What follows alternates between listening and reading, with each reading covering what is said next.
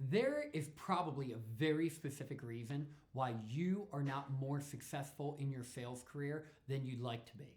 And it's likely something you've never even thought of before. Look, we as human beings are programmed on how to think and what to believe, especially because a belief is nothing more than a thought you keep thinking. And when we're younger, our brain waves are so much slower. We are in theta and alpha brain waves, and our parents and our teachers and our coaches and our mentors program things directly into our brain. And likely, if you went to school, unless you were homeschooled, but it might apply to you too, you started school as early as 4 or 5 years old. And there's a very specific pattern that you learned in school.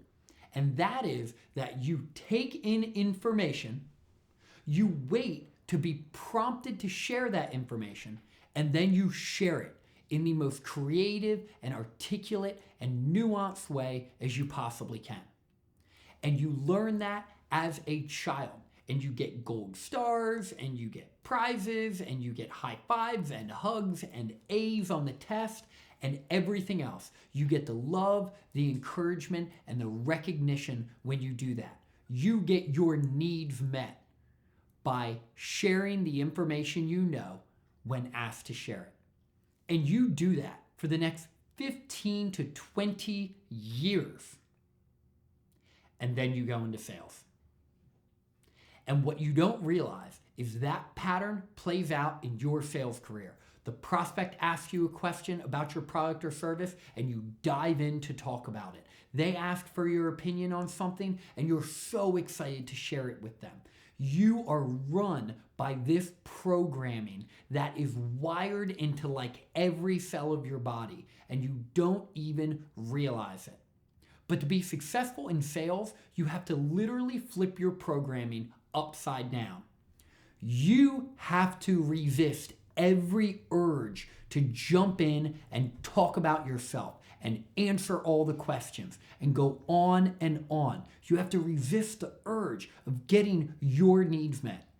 And instead, you have to be the one asking the questions. You have to be the one guiding the conversation through the frame that you set and the questions that you ask. And then allow the prospect to play into their childhood programming by answering your questions.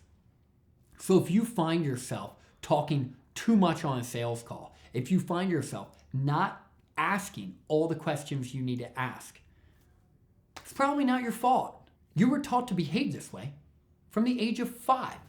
It's just no one's ever pointed out to you why you behave this way and why you feel these urges.